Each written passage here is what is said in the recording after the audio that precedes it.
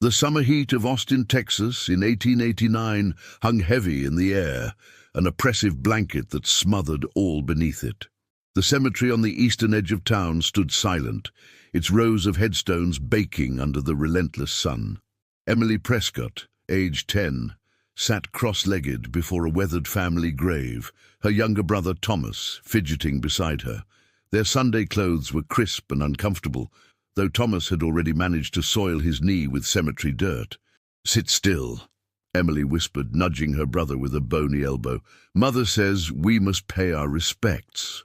In the distance, their parents stood conversing with Pastor Williams, their hushed voices carried away by the occasional hot breeze that stirred the oak trees. The Prescott family's weekly cemetery visit was a tradition that had begun after Grandmother Agnes passed the previous winter. Thomas sighed dramatically, tracing his finger over the carved letters of the family headstone. "I don't remember Grandmother Agnes anyway. Why must we come every Sunday?" Emily smoothed her dress. "It's proper, and I do remember her. She made the best peach cobbler in all of Travis County." Thomas wasn't listening. His attention had shifted to the corner of the large Prescott family plot, where a smaller, almost hidden headstone sat partially obscured by tall grass. Unlike the other graves, this one appeared neglected, as if it had been deliberately forgotten. "Who's that one for?" Thomas asked, already scrambling to his feet. Emily frowned. "I don't know. I never noticed it before."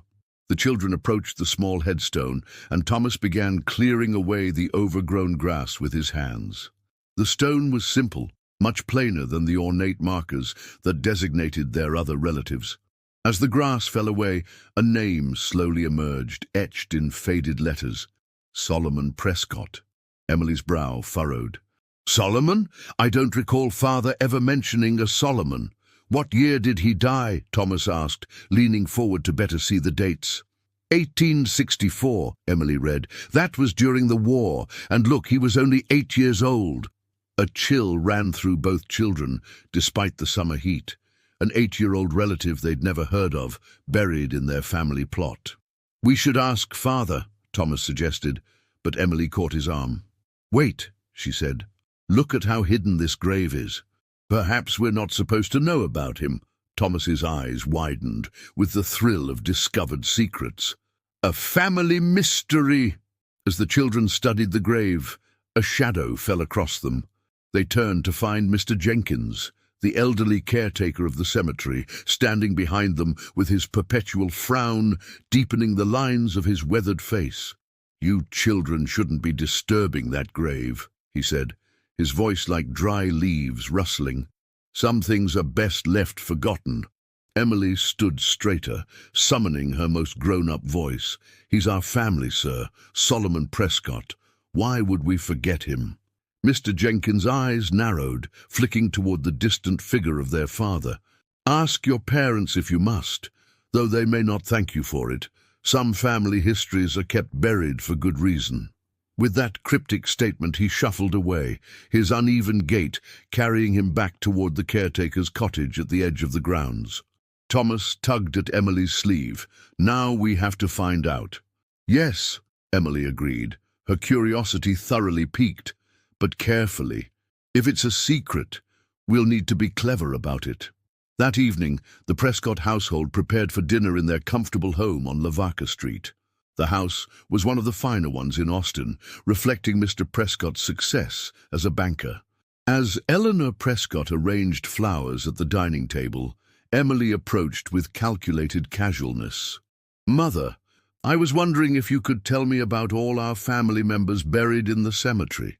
Eleanor's hands stilled momentarily before she continued with her arrangement. "Why the sudden interest, dear?" "History class," Emily lied smoothly. "Miss Abernathy says we should know our family histories." Her mother smiled, though it didn't quite reach her eyes. "Well, there's your grandmother Agnes, of course, and grandfather William, who passed before you were born. Then there's great-aunt Martha and great-uncle Frederick." As Eleanor listed familiar names, Emily waited for Solomon to be mentioned. When her mother finished without a single reference to him, Emily took a breath and asked directly, "What about Solomon? Solomon Prescott?"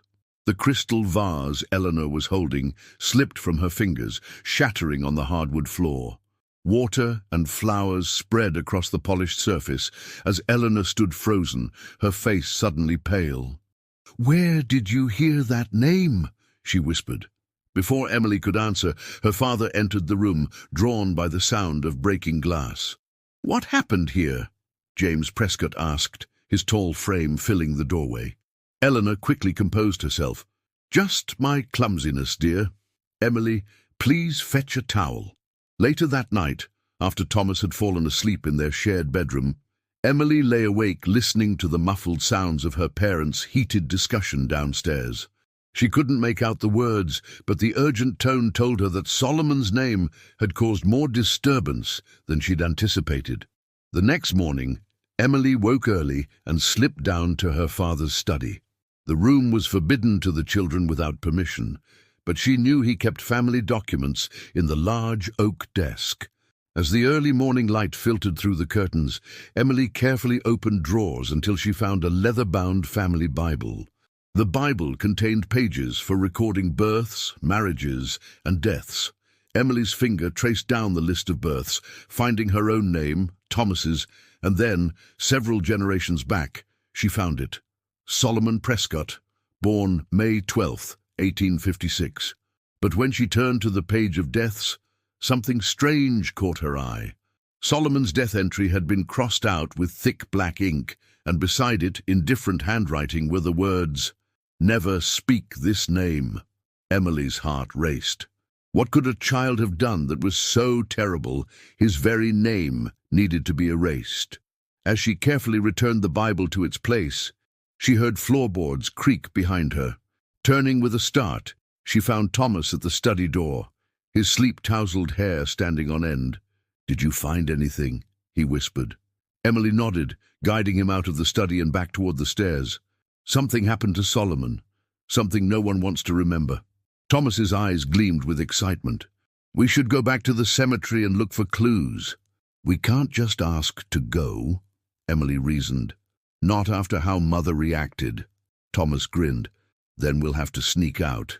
That night, after their parents had retired, Emily and Thomas dressed quietly and slipped out through the kitchen door. The streets of Austin were dangerous at night, but the cemetery was only 6 blocks away, and the children kept to the shadows, their hearts pounding with equal parts fear and excitement. The cemetery gates were locked, but a section of fence behind the caretaker's cottage had been bent over time, creating a gap just large enough for 2 slim children to squeeze through. The moon hung full and bright overhead, casting the gravestones in silver light and deep shadow. "It's beautiful," Emily whispered, surprised by how different the familiar place looked at night. "It's creepy," Thomas countered, staying close to his sister.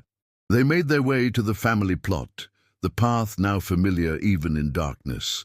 The small headstone of Solomon Prescott seemed to glow in the moonlight, the carved name deeper and more distinct than it had appeared in daylight. Emily knelt before it, her fingers tracing the letters. "Why would they want to forget you?" she murmured. As her fingers moved across the stone, she felt something unusual, a small latch hidden in the decorative border of the headstone. With a soft click, a compartment opened in the base of the marker. "Look!" Thomas gasped. Inside the hidden space was a small tin box, tarnished with age. Emily carefully removed it, her hands trembling slightly. The box was locked, but the years had weakened the mechanism, and with a bit of pressure the lid creaked open. Inside lay a daguerreotype photograph of a solemn-faced boy in formal attire, his eyes strangely intense even in the faded image. Beneath it was a folded piece of paper, the handwriting faint but legible in the moonlight. "It's a letter," Emily said, unfolding it carefully. "Dated April 30th, 1864. She began to read aloud. "To whomever finds this, know that I, Solomon Prescott, am not what they claim. The whispers about me are false. I have seen what lurks in the shadows of our home, what comes in the night when the adults are sleeping. They do not believe me, but it is real, and it hungers. If I should disappear or meet with misfortune, Know that it was not an accident, but the work of the thing that lives in the walls of the Prescott home on Lavaca Street. Emily's voice faltered as she finished reading. The children looked at each other, the excitement of their adventure suddenly replaced by genuine fear. "Our house," Thomas whispered. "He lived in our house." A sudden gust of wind swept through the cemetery, causing the tree branches to sway and cast moving shadows across the graves. In the distance, the iron cemetery gate creaked, followed by the sound of footsteps on the gravel path. Emily quickly returned the letter and photograph to the box, closing the hidden compartment in the headstone. "Someone's coming," she hissed, pulling Thomas behind a large family monument. The footsteps grew closer, accompanied by the soft glow of a lantern. Through the thin space between marble slabs, the children could see Mr. Jenkins making his rounds, his face grim in the yellow light. "I know you're here, children," he called, his voice eerily calm. "You shouldn't have come asking questions about that boy. Now you've gone and woken things that should stay sleeping." Emily clutched Thomas's hand tightly as they remained hidden, barely daring to breathe. Jenkins paused near the Prescott plot, holding his lantern high. "The name's been remembered now," he muttered to himself, "and what follows a remembered name will come calling, sure as sunrise." He continued his patrol, moving deeper into the cemetery.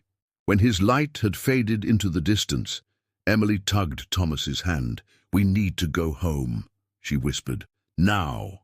As they slipped back through the fence and hurried through the darkened streets of Austin, Emily couldn't shake the feeling that they were being followed. Every shadow seemed to move, every sound magnified in the quiet night. By the time they reached the back door of their home on Lavaca Street, both children were breathless with fear. They crept upstairs to their bedroom, careful not to wake their parents. As Emily helped Thomas into his nightclothes, a soft tapping sound came from the wall, like fingernails gently scratching at the plaster. Thomas froze. "What's that?" Emily swallowed hard. "It's just the house settling." But as they lay in their beds, the tapping continued, moving slowly around the perimeter of the room, as if something was testing the walls for weakness. Emily stared into the darkness, Solomon's words echoing in her mind. "The thing that lives in the walls of the Prescott home." The tapping stopped directly behind Emily's headboard. Then, so faintly she almost thought she imagined it, a child's voice whispered, "You found my name. Now I can come home." Morning light streamed through the curtains as Emily jerked awake, her nightgown damp with sweat. For a moment, she wasn't sure if the previous night's adventure had been real or merely a vivid dream. Then she spotted the smudge of cemetery dirt on her slippers beside the bed, and the events came rushing back. Thomas was already awake, sitting up in his bed with an unusual quietness about him. His typical morning exuberance was nowhere to be seen. "Did you hear it too?" Emily asked softly. Thomas nodded, his eyes wide. "The voice in the wall. Do you think it was him? Solomon?" Before Emily could answer, their mother's voice called up the stairs, summoning them to breakfast. The children exchanged a look of silent agreement. They would keep their discoveries to themselves, at least for now. At the breakfast table, Emily studied her parents carefully. Her father sat reading the Austin Daily Statesman, occasionally commenting on local politics to her mother, who was supervising the maid as she poured coffee. They seemed entirely normal, unaware of the midnight expedition or the voice in the walls. "Emily, you're not eating," Eleanor noted, her brow furrowed with concern. "Are you feeling unwell?" Emily quickly took a bite of her eggs. "I'm fine, Mother. Just thinking about school." "Well, do eat up. You and Thomas have your history lesson with Miss Abernathy this morning." As a banker's children, Emily and Thomas received their education from private tutors who came to the house rather than attending the public school. Miss Abernathy, a spinster in her 40s with a passion for Texas history, arrived promptly at 9 o'clock. While Thomas struggled through his arithmetic at the study table, Emily approached Miss Abernathy with careful casualness. "Miss Abernathy, I was wondering if you knew anything about Austin during the Civil War years." The tutor brightened, always pleased when her students showed historical interest. Indeed I do, Emily. Austin was largely spared the devastation that befell many southern cities, though there were hardships, of course. Were there any unusual occurrences during that time? Perhaps strange disappearances or unexplained events? Miss Abernathy gave her a curious look. What an odd question. There were many tragedies during the war years, disease outbreaks, accidents, occasional violence. Why do you ask? Emily shrugged, trying to appear merely academically interested. I read something about a boy who disappeared in 1864. I wondered if it was common. The tutor's expression changed subtly, a flicker of recognition crossing her features before she composed herself. Child mortality was sadly common in those days. Now let's turn to your geography lesson, shall we? The abrupt change of subject confirmed Emily's suspicion that Miss Abernathy knew something. As their lessons continued, she noticed the tutor glancing nervously at the walls of the study, as if expecting to see something emerge from them. When the noon bell rang, signaling the end of their morning lessons, Miss Abernathy packed her books with unusual haste. As she prepared to leave, Emily made one final attempt. Miss Abernathy, did you ever hear of a boy named Solomon Prescott? The tutor froze, her hand on the doorknob. When she turned, her face had gone pale. Where did you hear that name? At the cemetery, Emily admitted. There's a headstone with his name, in our family plot. Miss Abernathy glanced toward the hallway, then lowered her voice. Emily, some histories are buried for good reason. That name, it brought misfortune to this house once before. I advise you to forget it. With that cryptic warning, she hurried from the room. That afternoon, while their mother was at her ladies' auxiliary meeting, Emily and Thomas conducted a careful exploration of the house. The Prescott home was large by Austin standards, 3 stories of solid construction, with thick walls and hardwood floors that had witnessed the growth and decline of the city around it. What are we looking for exactly? Thomas whispered as they examined the walls of the parlor. I'm not sure, Emily admitted. Anything unusual? Secret compartments, like in the headstone, places where something could hide, in the walls. Their search of the first floor revealed nothing out of the ordinary. The second floor, containing the family bedrooms, yielded similarly disappointing results. It wasn't until they reached the third floor, a space primarily used for storage, that they found something peculiar. In the back corner of the attic, behind stacked trunks of winter clothing and old furniture, they discovered a small door, approximately 3 feet tall. The wood was darker than the surrounding wall, and the hinges were spotted with rust. I've never noticed this before, Emily said, running her fingers along the edge of the door. It's probably just a storage cupboard, Thomas suggested, though he didn't sound convinced. Emily located a small iron handle and pulled. The door resisted at first, then opened with a groan of protest. Beyond lay darkness, not the shallow space of a cupboard, but a narrow passage that seemed to extend between the walls of the house. It's a hidden corridor, Emily breathed, excitement and fear mingling in her voice. Thomas leaned forward, peering into the gloom. We need a lantern. They fetched a small oil lamp from downstairs, and after ensuring they wouldn't be missed, returned to the mysterious doorway. The lamp cast a weak yellow glow into the passage, revealing a narrow walkway with walls of exposed wooden beams and plaster. A thin layer of dust covered the floor, though Emily noticed with a shiver that it was disturbed in places, as if something had passed through recently. I'll go first, she declared, gathering her courage. She ducked through the small door, holding the lamp before her. Thomas followed close behind, his breathing quick and shallow. The passage was cramped even for children, forcing them to proceed in a crouch. It appeared to run within the walls of the house, parallel to the main hallway but hidden from view. Occasionally, small gaps in the plaster allowed thin beams of light to penetrate from the rooms beyond, along with snippets of household sounds, the cook humming in the kitchen, the grandfather clock ticking in the hall. This is how he moved around without being seen, Thomas whispered. Solomon. Emily nodded.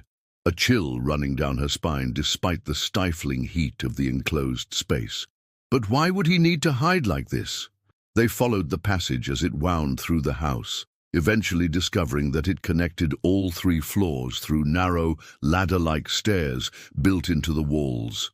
The children emerged into a similar corridor on the 2nd floor, where the passage widened slightly near their parents' bedroom. Here, they found evidence that someone had used the space more recently. A small collection of items lay arranged on a makeshift shelf. A tarnished thimble, a blue hair ribbon Emily recognized as her mother's, and a carved wooden soldier that had disappeared from Thomas's collection months ago. "Someone's been taking our things," Thomas said indignantly.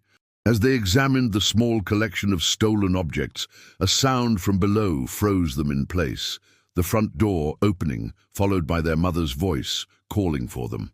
"We have to go back," Emily whispered urgently.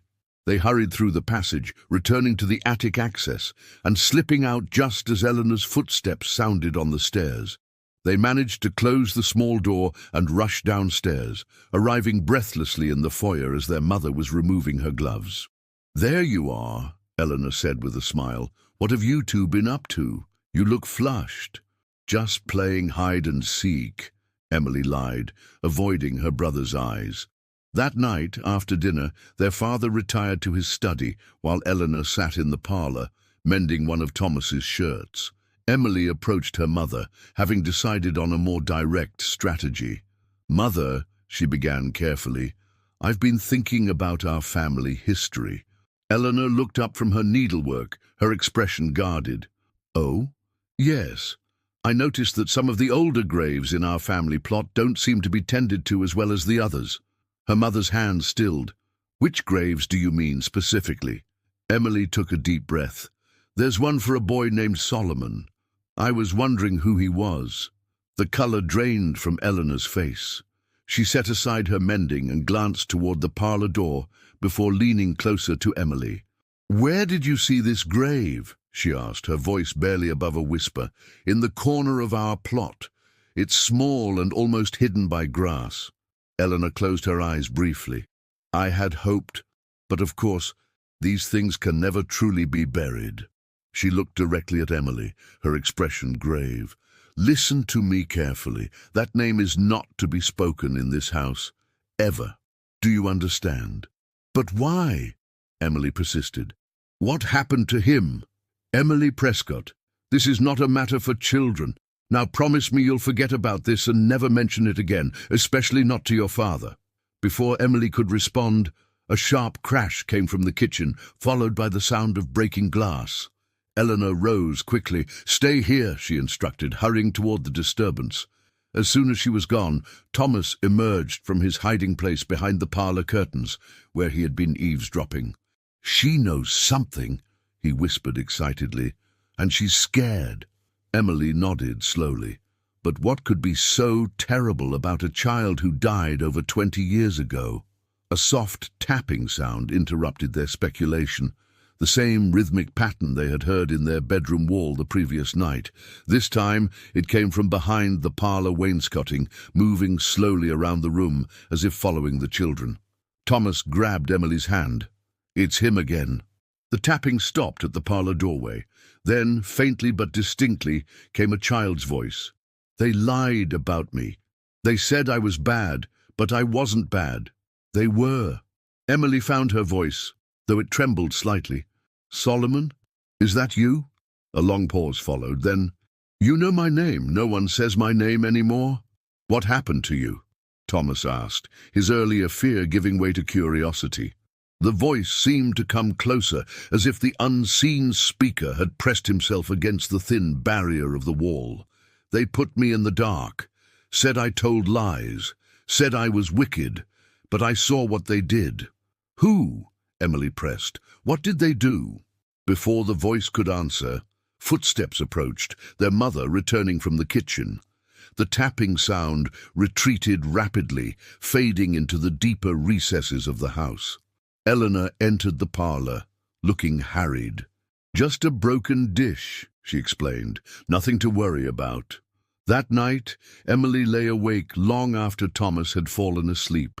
The encounter in the parlor had left her with more questions than answers. Who had put Solomon in the dark? What had he seen that was so terrible?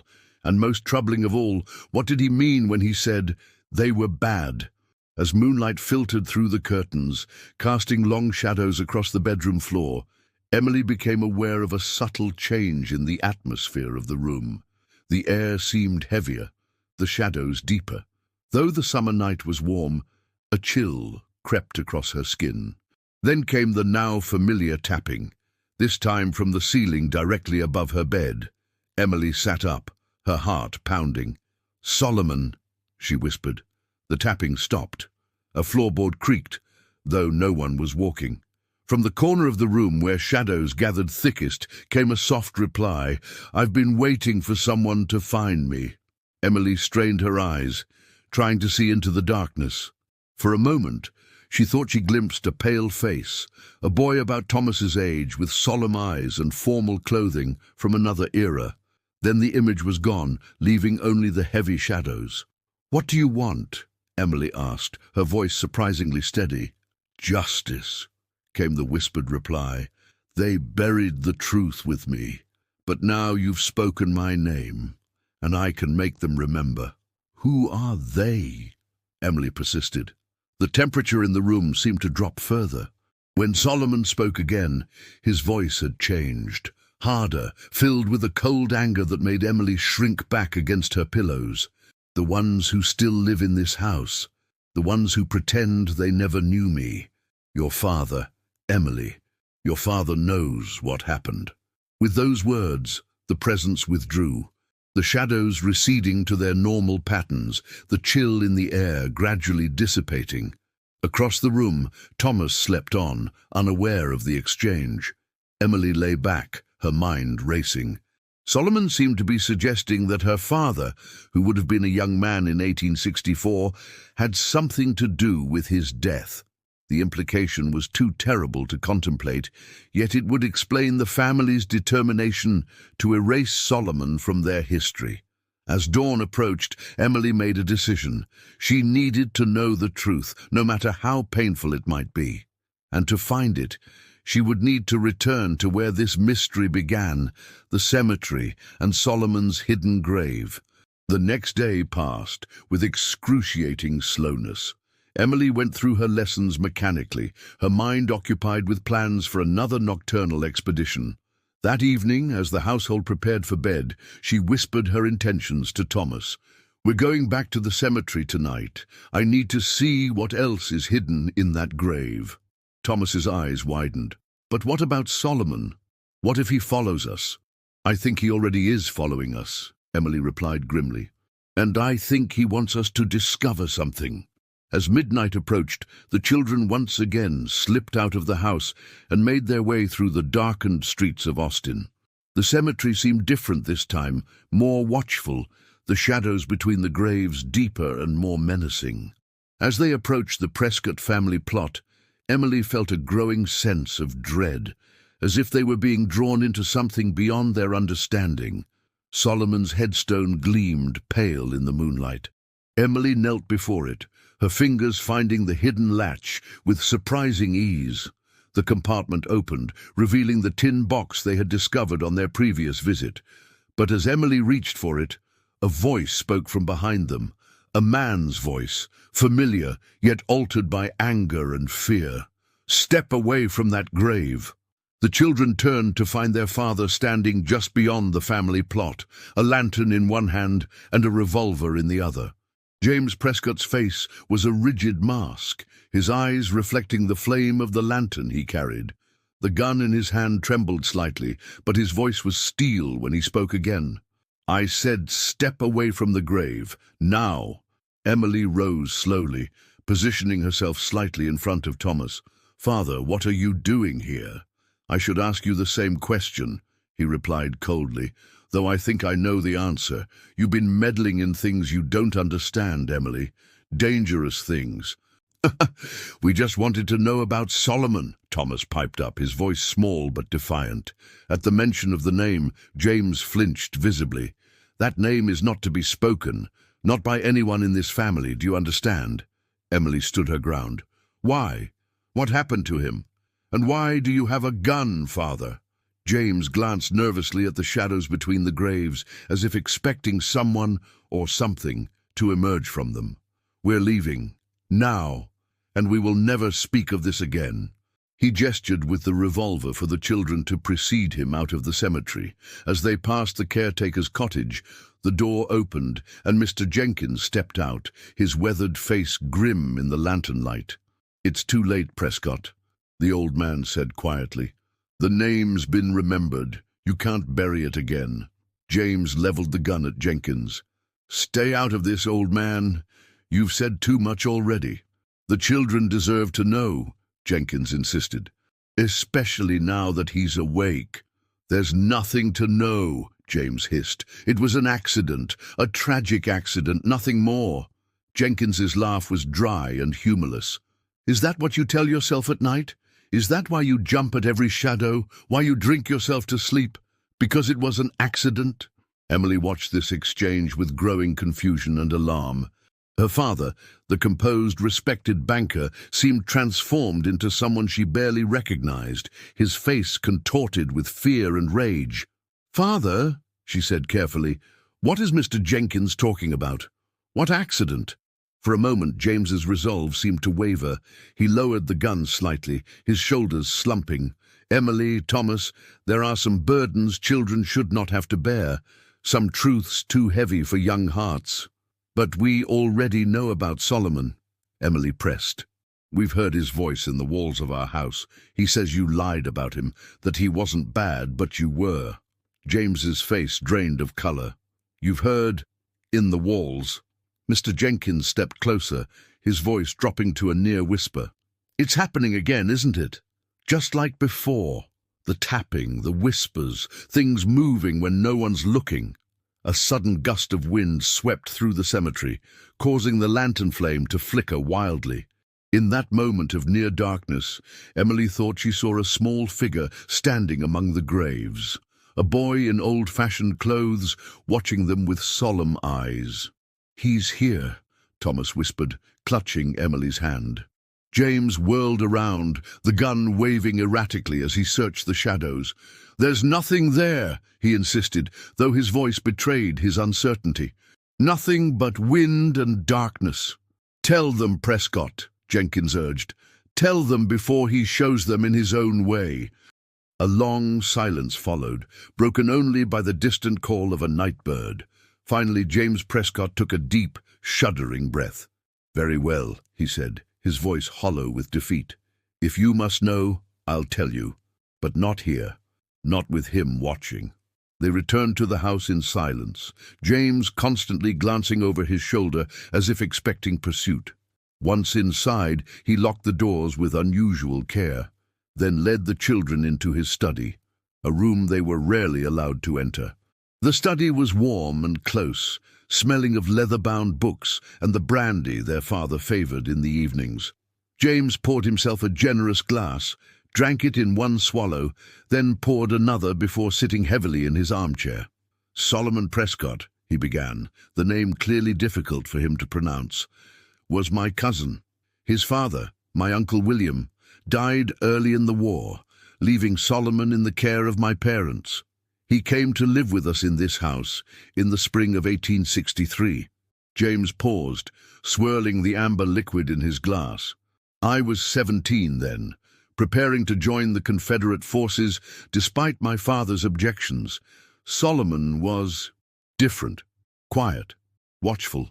He claimed to see things that weren't there, to hear voices in the night.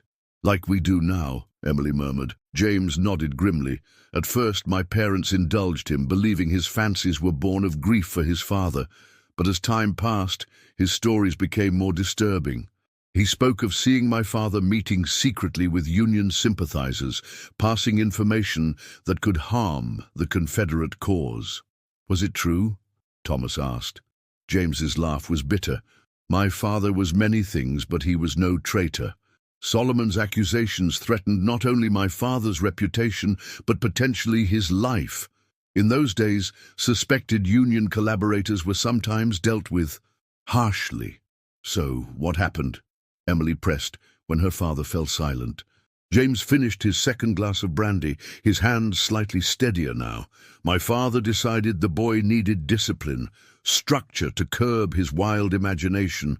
Solomon was confined to his room, allowed out only for meals and supervised activities. You locked him up? Emily's voice was sharp with disapproval. It was for his own good, James insisted, or so we believed. But Solomon grew more rebellious. He began disappearing for hours at a time, despite the locked door. We later discovered he had found the hidden passages within the walls, servant corridors, from when the house was first built, mostly forgotten and unused. Thomas leaned forward eagerly. We found them too. James's expression darkened.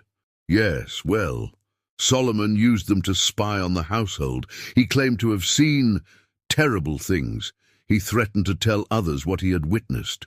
What things? Emily asked, though a part of her dreaded the answer.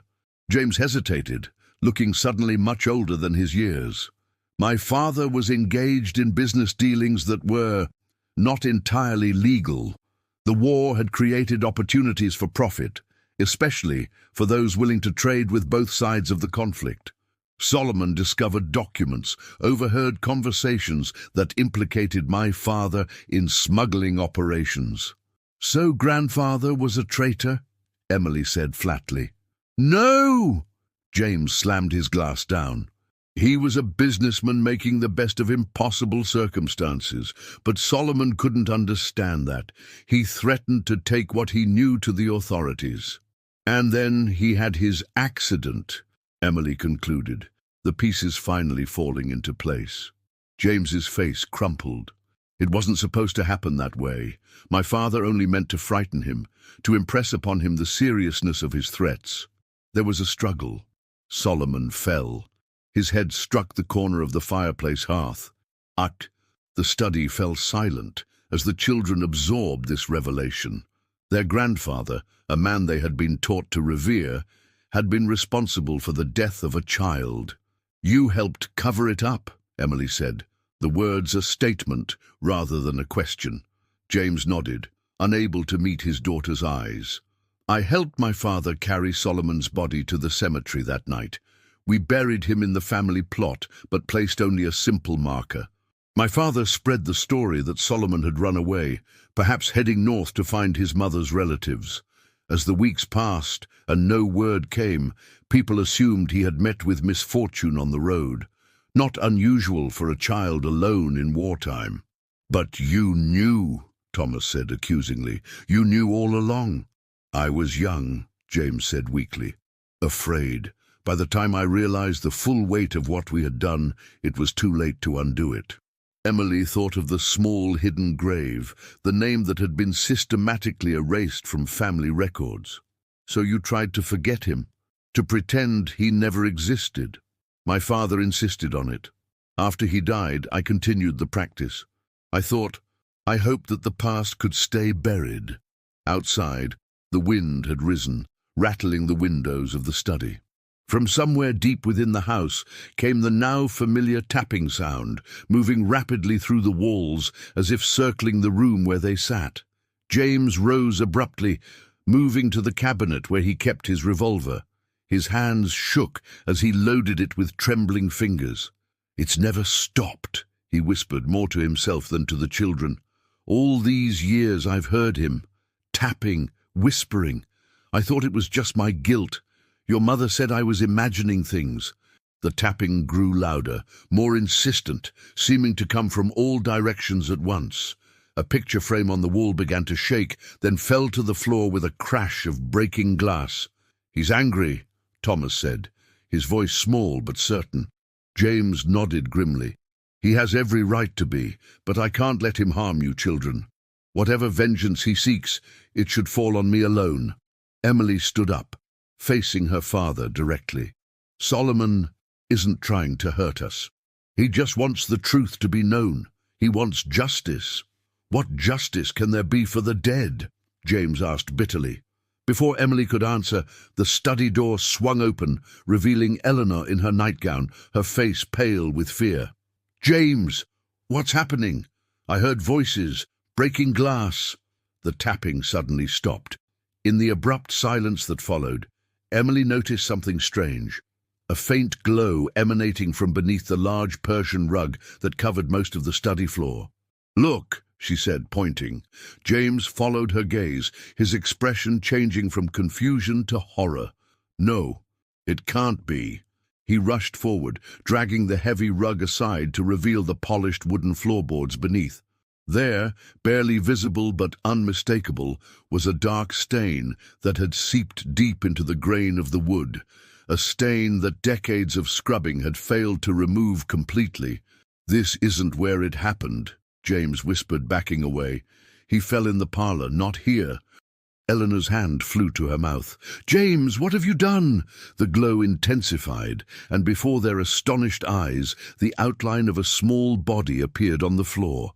Not a physical form, but a shimmering suggestion of one, like heat rising from summer pavement. "He wasn't dead," came a child's voice, echoing strangely as if traveling through water. "Not when you carried me away." James staggered back, colliding with his desk. "No, that's not possible. We checked. There was no pulse, no breath." "You buried me alive," the voice continued, terrible in its childish simplicity. "I woke in darkness. I called for help. No one came." Emily felt tears streaming down her face. "Solomon, I'm so sorry." The glowing outline shifted, and suddenly the boy was there, not solid, but more than a mere shimmer now. He appeared as he had in the daguerreotype, solemn-faced in formal clothes, but his eyes burned with an unnatural light. "Not your fault," he said, looking at Emily with something like kindness. Then his gaze shifted to James, and all warmth vanished. "His fault. He knew I was alive. He heard me scratching at the coffin lid as they shoveled dirt above." James fell to his knees, the revolver slipping from his nerveless fingers. No, I swear I didn't know. We thought you were dead. The fall, the blood." "Liar!" The word exploded through the room like a thunderclap, rattling the windows and toppling books from their shelves. "You heard me! You looked at your father, and he nodded, and you kept shoveling." Eleanor rushed to her children, pulling them against her protectively. "James, what is he saying? What did you do?" James covered his face with his hands. "It was an accident at first," he sobbed. "Uncle William's boy, getting into everything, threatening to expose Father's business. There was a struggle, yes, and he fell. But then he started to stir as we carried him out. He said we'd gone too far to turn back, that one more shovelful of dirt would solve everything. And you obeyed," Solomon said, his voice now terrifyingly adult. "You chose your father's secrets over an innocent life." "I was young," James pleaded, "afraid. I didn't have the courage to stand up to him." Solomon drifted closer to James, his form growing more solid with each passing moment. "And after, when you inherited this house, when you raised your own children in these rooms where I died, did you ever think of me then?" "Every day," James whispered. "Every single day." Outside, thunder rumbled across the Austin sky, though the night had been clear minutes before. Rain began to lash against the windows, driven by a wind that howled like a living thing. "I don't want to be forgotten anymore," Solomon said, his voice suddenly that of a child again, lonely, lost. "I want to be remembered. I want my name on the family Bible. I want flowers on my grave." Emily stepped forward, breaking free of her mother's protective embrace. "We'll remember you, Solomon. We'll make sure everyone knows what happened to you." Solomon turned to her, his form flickering like a candle flame. "Promise?" "I promise," Emily said firmly. "No one will forget you again." For a moment, the apparition seemed to consider this. Then slowly it began to fade, the unnatural light diminishing until only the faintest outline remained. "One more thing," Solomon said, his voice now distant, as if coming from very far away. "Beneath the floorboards. Look beneath the floorboards where I died." With that, He vanished completely. The strange glow disappeared, leaving the study in darkness broken only by the oil lamp on James's desk. Outside, the storm continued to rage, but the oppressive atmosphere that had filled the house for days seemed to lift slightly. Eleanor was the first to move, lighting additional lamps to dispel the shadows. "James," she said, her voice remarkably steady given the circumstances, "we need to talk about what happens now." James remained on his knees, looking older than his years. "I'll turn myself in, confess everything. After more than 20 years?" Eleanor shook her head. "The law may not be able to provide justice now, but we can. We owe it to that child." Emily was already examining the floorboards where Solomon's form had appeared. "Father, do you have a tool, something to pry up these boards?" James rose shakily, retrieving a letter opener from his desk. "Here. But Emily, I don't think—" She was already working the sharp end into the seam between two floorboards. With surprising strength, she levered one up, then another, revealing the narrow space beneath. There, wrapped in a decaying cloth, lay a small bundle of papers, yellowed with age but still legible. Emily carefully lifted them out, unfolding the brittle pages on her father's desk. "They're letters," she said, scanning the faded handwriting, "and documents, records of transactions." James leaned forward, his face paling further as he recognized what they contained. My God, Solomon was right. Father was selling information to both sides. "These are records of shipments, troop movements, fortifications, sold to whoever would pay the highest price." "Solomon hid them here," Emily realized, before you took him to the cemetery. He must have known no one would find them." Eleanor's expression hardened as she glanced through the papers. "These need to be made public, not to punish you, James, but because the truth deserves to be known, about your father and about what happened to Solomon." James nodded slowly. "Yes. You're right." He turned to his children, his eyes haunted but resolute. "Emily, Thomas, I've failed you as a father. I've lived with this terrible secret, letting it poison our family for too long. I can't undo what was done, but I can try to make amends." In the days that followed, the Prescott family underwent a transformation. James, with Eleanor's support, contacted the authorities and turned over the documents Solomon had hidden. Though the statute of limitations had long expired for his father's wartime activities, the truth was finally acknowledged. More importantly to Emily, her father commissioned a proper headstone for Solomon's grave, one that bore his full name, dates, and the simple epitaph, "Remembered at last." The small grave, once neglected and hidden by tall grass, became the most tended plot in the family cemetery. The house on Lavaca Street changed as well. James ordered the hidden passages to be opened up and properly maintained rather than sealed off, a physical acknowledgement of the secrets that had festered within the walls. The room where Solomon had died was transformed into a small library filled with children's books dedicated to his memory. As for the tapping and whispers that had haunted the house, they gradually subsided. Occasionally, Emily would still hear a faint sound from within the walls, but it no longer seemed threatening or angry, more like the playful movements of a child finally at peace. 1 year after their discovery in the cemetery, Emily and Thomas stood before Solomon's grave, placing fresh flowers as they did every Sunday. The summer heat was just as oppressive as it had been the day they first noticed the small, hidden headstone, but the cemetery no longer seemed a place of secrets and fear. "Do you think he's really gone?" Thomas asked, arranging a wildflower atop the marble marker. Emily considered the question. "I don't think he was ever trying to leave. He just wanted to be acknowledged, to have his story told." "Father seems different now," Thomas observed. "Less afraid." Emily nodded. "The truth can hurt, but secrets hurt more, I think." As they turned to leave, Emily noticed a small boy standing near the cemetery gates, a child she didn't recognize, dressed in clothes that seemed oddly formal for the Texas heat. He raised his hand in what might have been a wave or a gesture of farewell. Then, as a cloud passed briefly over the sun, he vanished from sight. Emily didn't mention the sighting to Thomas. Some truths belonged to her alone, just as some memories were meant to be preserved rather than shared. But as they walked home through the streets of Austin, she felt a certainty deep in her heart.